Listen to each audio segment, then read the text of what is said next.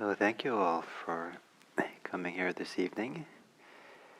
And I'm still marveling at what it's like to be together with groups of people in this way. I've now done a few in-person retreats at our retreat center, and done a few of the Sundays, and much fewer of the Mondays. And on and off since November, we've met a little bit. But I still marvel at it, and I don't take it for granted. I feel like it's a pretty wonderful thing that we come together. The first time I came together with people after, I think it was back in August, I had an occasion to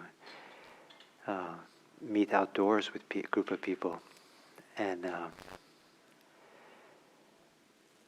I was surprised that I was surprised. I was surprised by how surprised I was at the wonderfulness of being with other people this way, three-dimensionally. I knew it'd be special. I knew it was special to be with people in person. But I was surprised that I was so surprised. It was like I'd forgotten something. It was like I understood being together with people in a new way that I hadn't known before, or had taken for granted, and it was invisible because it was so common. So I kind of marvel at being together with you all here and appreciate it, and it's very nice. And then there's a group of people also participating. There's actually more people participating on YouTube than is here today, and so I find it delightful that we have this extended feeling of connection. And we live right now at a perilous time for this world, and I don't know if in my lifetime if I felt so much peril in the world at one time. I still have memories of, some of you may be old enough for this, memories of 60 years ago doing atomic bomb drills. And they had very special desks for students back then, because they had these desks that protected you from a nuclear bomb if they went off nearby, if you just ducked underneath it. So we would have these surprise ducking exercises in the middle of classroom. No expectation of it. Suddenly the teacher would yell out, "Duck!" And we were supposed to just dive under the table and put our arms over our heads and survive. So that was, it had a formative impact on me, this possibility of nuclear holocaust in the early 60s that we had. My parents went through, they were young, but they went through World War II, and my grandparents went through it, and the parents-in-law went through it, and some of them are very difficult.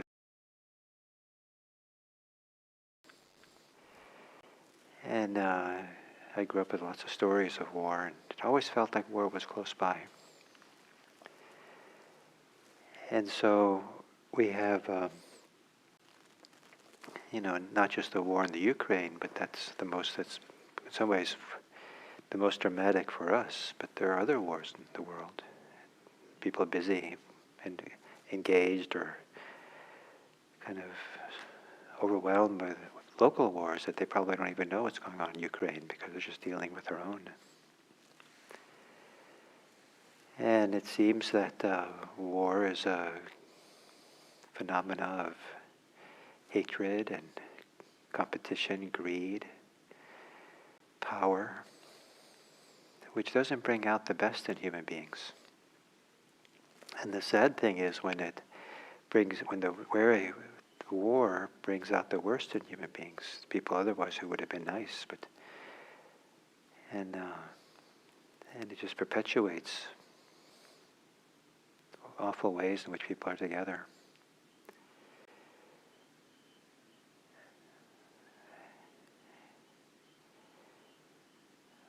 I think coming out of these years, many years, decades now of doing Buddhist practice, I have a strong sense that the world that I live in begins with me. Not that, I don't think it's a conceited sense that begins with me like that, but where else would it start? But through my experience, the way that I have contact with, through my senses with the world around me, and reading and learning about things far away, and so in my consciousness it radiates from here, that contact with the world. And the way that I perceive the world is not an indifferent bystander or innocent bystander, just seeing it as it actually is. The way we experience and see the world is very much connected to how the eyes through which we see the world. And if we see the world through eyes of anger, we see it one way. If we see it through the eyes of kindness, it's another way. If we see it through the eyes of greed, it's one way. If we see it through the eyes of generosity, we see a different world. We attune to different experiences, to different sights and sounds and different things we notice. They've done studies of people who were actually encouraged to be kind. And when they were encouraged to be kind, they saw more kindness throughout the day and more opportunities for kindness. But when you weren't told that, the control group that wasn't told anything about kindness, they noticed less kindness in the world. And so if the world begins with us, then what do we offer this world? And I feel very strongly that if we want to live in the world that's peaceful, don't be expecting other people to make the peace. If you want to live in the world where you want a peaceful world, be peaceful yourself. Be saving the world. Save the world. But begin with you. Don't look elsewhere for it. For one thing, that means that if you look elsewhere, someone else to do it, then you're not engaged. And it's a kind of despairing not to engage. It kind of makes us discouraged and gives up our agency. And then we get disappointed when other people don't behave the way they're supposed to or are not successful. It's just so good for the human heart to be active, to be engaged, making a difference. It doesn't matter how big it is. Chances are none of us here today are going to stop the war in Ukraine. But maybe we can help a little bit. So you probably know, but IMC this week has a fundraising drive for money for Save the Children, one of the highest rated charities, to help them in their work with the refugees, and Ukrainian refugees. And so that's something we can do. As of, I think this morning, we've raised $43,000. It's a drop in the bucket for the billions that are needed, but it's something. And for the kids in the refugee camps who don't have water or don't have food or blankets or something, I don't know what their needs are. That's a pretty big deal for them.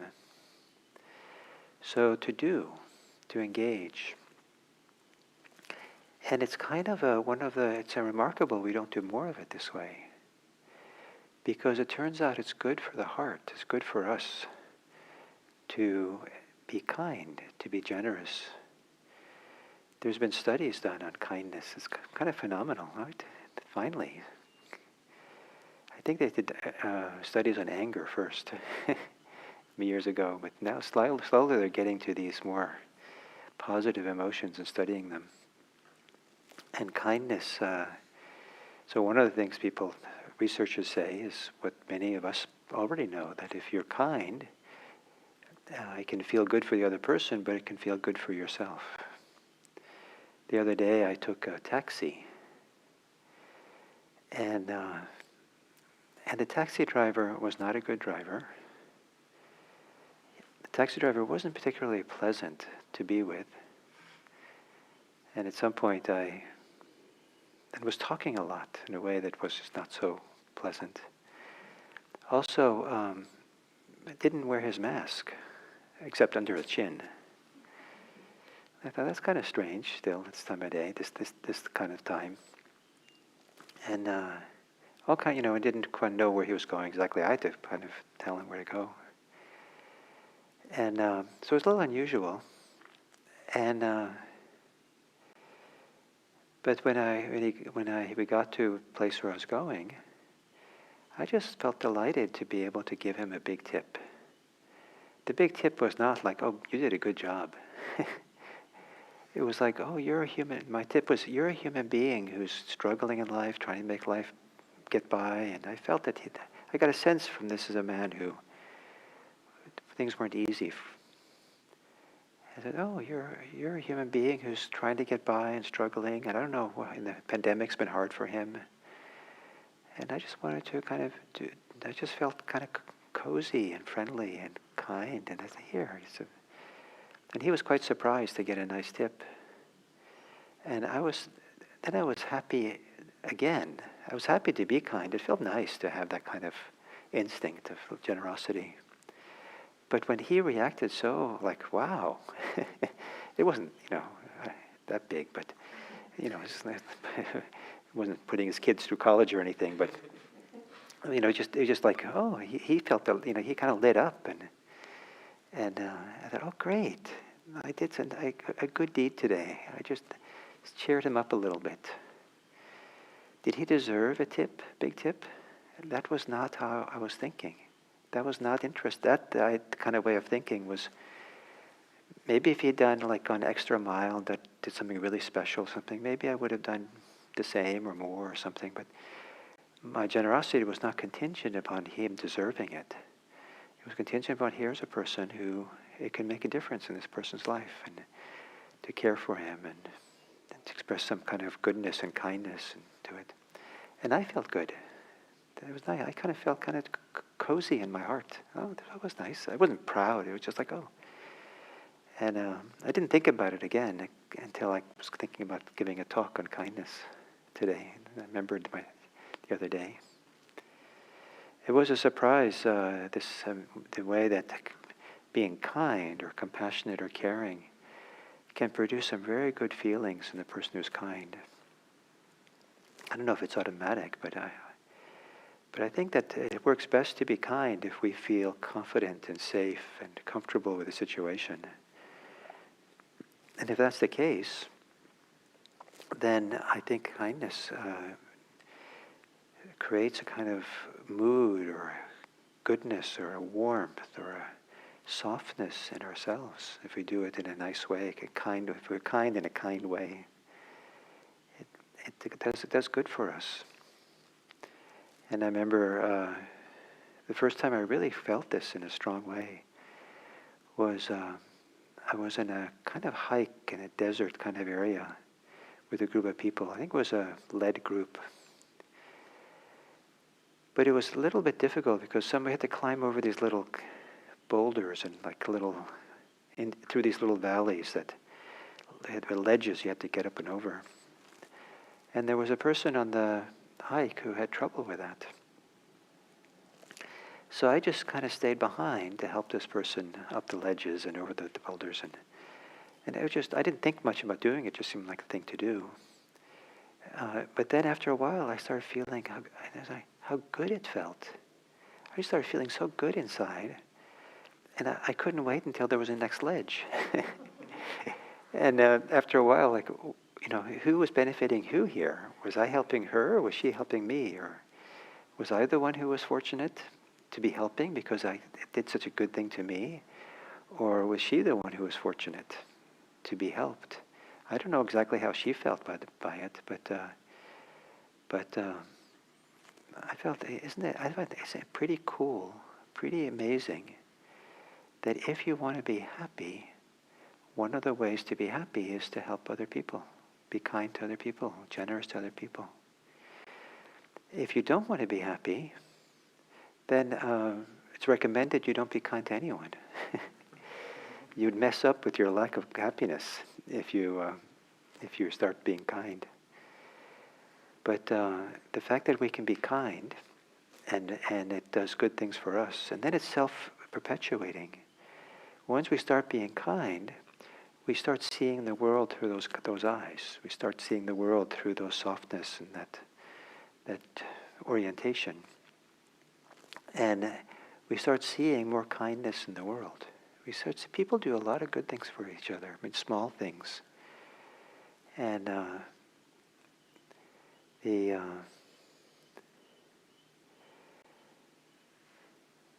and big things. And so you start seeing it, and they start living in a world that's not only, the horrific things we're seeing and reading about in the Ukraine. That's still true. We don't want to deny it and pretend it's not there. But that's not the whole story. Even in the Ukraine, there is a lot of people who are trying to help.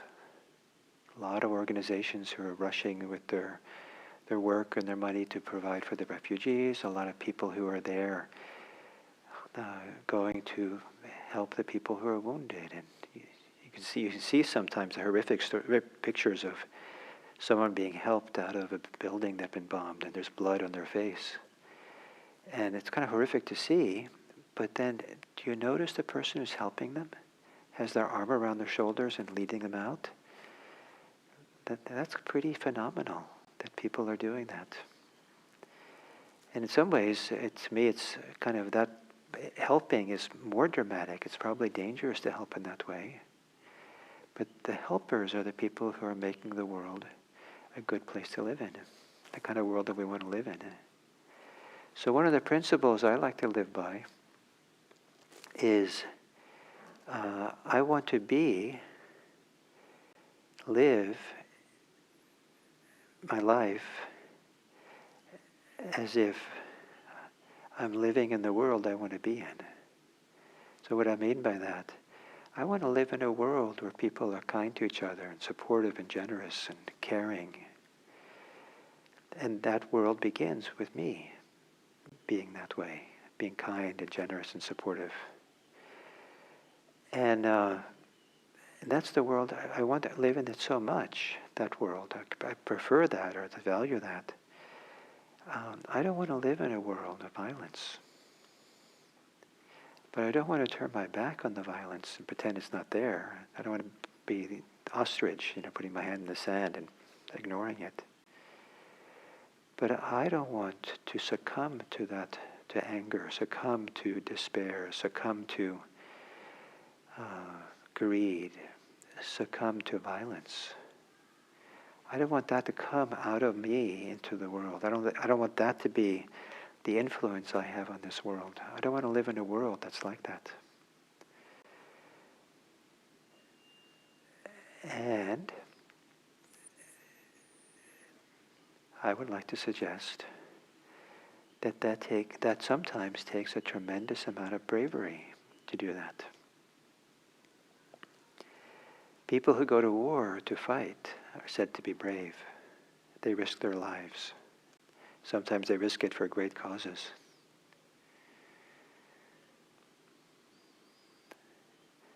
What about risking our lives for the sake of kindness? What about risking our lives for the sake of peace? Is it appropriate? Is that worthwhile to have that kind of bravery as well? To have such a high value on love and care, that if we want to be a world like that, maybe we do have to sacrifice some things. Maybe it needs bravery. Maybe is it then foolish even to put our lives in danger? Going out into the battlefield to bring back the injured, or to stand in front of the tanks so that they don't bomb some people? I don't think that kindness is avoiding, to live dedicated to kindness or love or care or generosity. And I think to really do it realistically for this world that's so horrific, we almost need like a kindness corps. People who are so dedicated to it that they're willing to really give themselves over to it and perhaps even risk their lives with it. So it isn't just be, well, okay, that's good. I'll be kind to my cat now when I go home. It's nice to be kind to your cat, but it's, I like to think if we want the world to start with us, and how we are is what creates the world to some degree.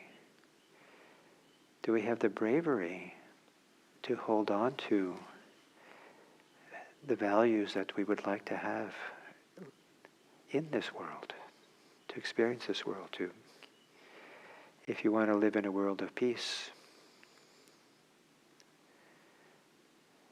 and you're contributing to it, how brave do you need to be?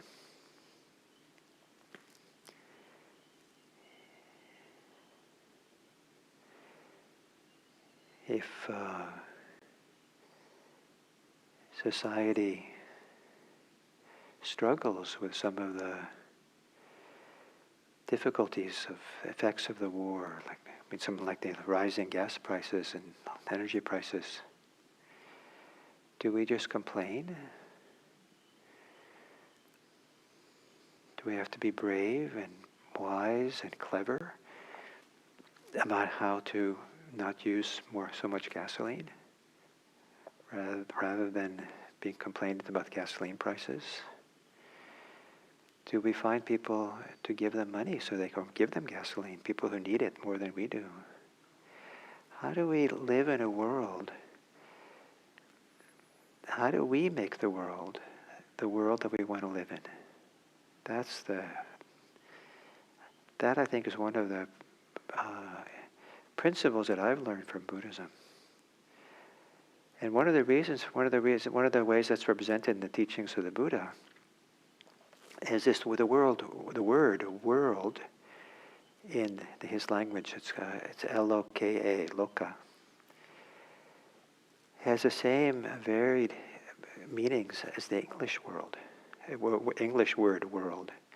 It can mean the earth, kind of.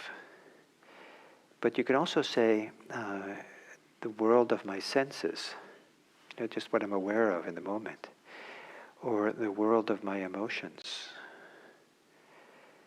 And for the Buddha, the word loka sometimes just means the direct world of your immediate experience here in this body. That's the world. But also the globe is the world as well. And here we have the same word used for both. And I think that there's something very profound about this, that they're not so separate. And so it's from this kind of idea that if you want to live in a kind world, a supportive world, a caring world, well, there's a world in which you can do that, which is your world. And your world is connected to that wider world, spreads from you. And who knows who you'll touch? Who knows where it'll take you? So what I'd like to propose to you all is that if you are despairing about what's happening in the world, if you are angry with what's happening in the world, and you spend a lot of time in despair and anger, you're wasting your time. It's a kind of an indulging. It's reasonable that we feel that stuff, but it's also possible to act differently. It's possible to do and act so that what the world needs, what you feel the world needs, comes from you out into the world. And it makes a huge difference for your heart. Huge if you do something. If you're only reading the news, that's all you do. That's not good for the heart. The Buddha the Buddha taught action in a way that sometimes is not so obvious when we're teaching Buddhism through a meditation tradition, where come and meditate and be quiet. But the Buddha teaching was really about action. The world begins with your action. Every day when you wake up, you create a new world for yourself. What's that world that you want to create? And each of us is capable of agency. Each of us is capable, even if it's small things. Saying hello to a neighbor.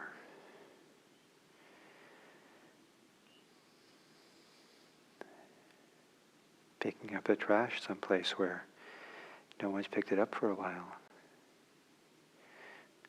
I have a friend, one of her things is that she goes with, periodically on the weekend, down around, I don't know exactly downtown Redwood City, but somehow east of El Camino. And she collects trash, like from the train tracks and other places, and that's what she does. All kinds of things that are possible. Now, if you're not despairing and not angry, maybe that's a different. I don't know what but if you are despairing and angry, I think it would probably do you a world of good if you acted in the ways that create the world that you want to live in ways that are good for your heart. Feed it and support it and nourish it so that you benefit from the goodness that you do. There's this wonderful mutuality that we do good for the world. If you do it the right way, then we benefit from it. It's fantastic. It's almost like we should all be selfish in this kind of way, because in this very particular way, to want our hearts to be radiant and glowing and warm and loving. What a great way to be. And if you can be selfish around that, boy, would you do good in the world. And you wouldn't be able to stay selfish for very long, because selfishness limits the glow of the heart. So you're welcome to start selfishly. It's okay, because it'll melt away if what you're doing is benefiting yourself from love, with love, care, kindness. So I would say the world needs kindness now more than any time that it's needed in my lifetime that I've known. This is the great need we have. There probably is no hope for us unless we have people who care and act on that care, who love and act on that love. So I hope that this practice that we do, our meditation practice, our mindfulness practice, to your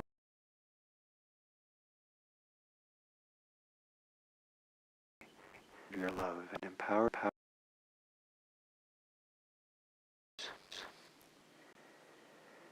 and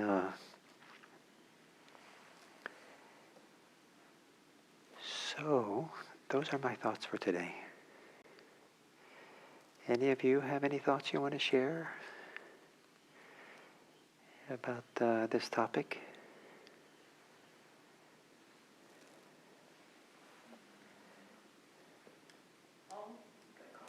Yeah, you can use the mic.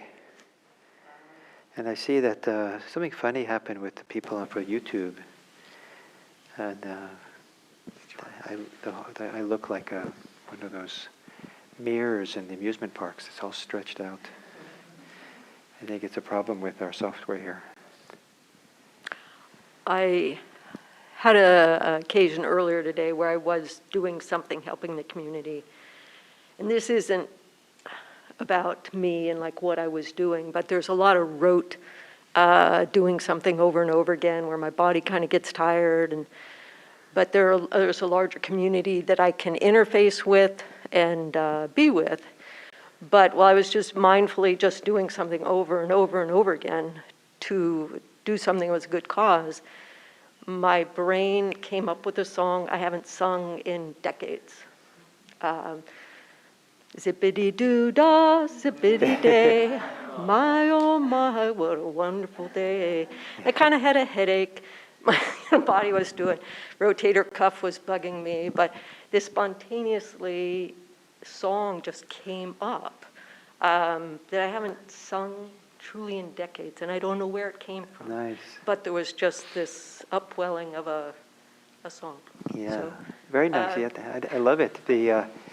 One of my ideas of reference points for being happy is having our heart sing. What makes your heart sing? And so to live that way. And so I guess your heart starts singing. yeah, no, something just, it was weird. It was like, wow, where did that come from? Beautiful. And I would feel like the upwelling. Uh-huh. It was just like this. Very nice. Thank you.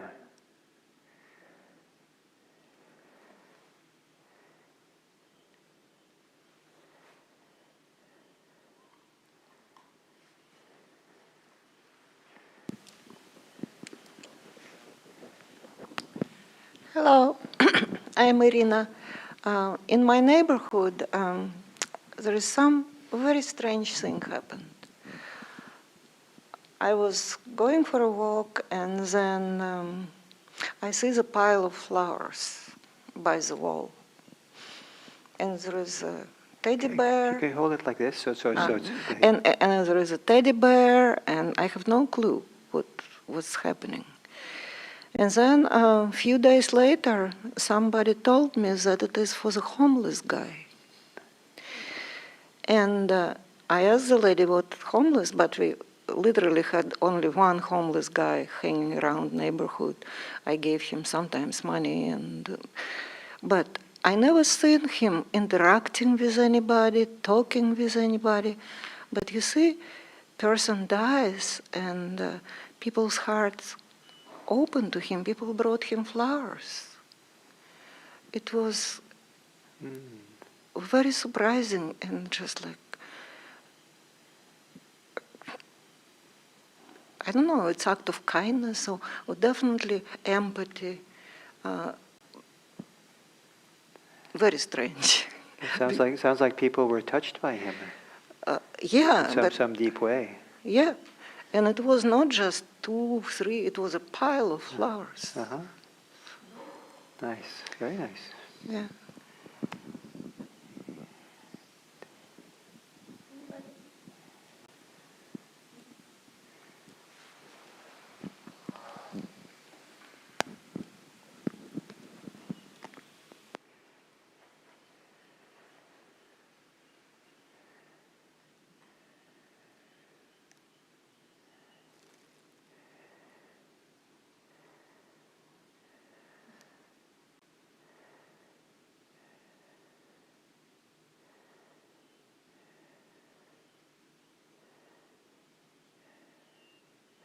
Someone on YouTube wrote, "Today I helped a neighbor whose electric wheelchair ran out of charge near my house.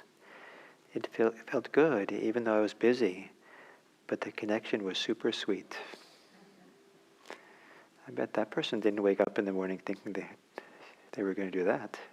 But who knows what'll come our way. Sometimes I like to think that it's good to be ready. It's good to be in the world ready to be kind, ready to be loving or caring. And sometimes we're not in those states. We're harried and busy and trying to do too much. And then the question is, what's the most valuable way to be? And again, it's kind of in the theme of the talk. I think one of the most valuable things to ways to be is to be the world that you want to live in. And if you want to be in a world where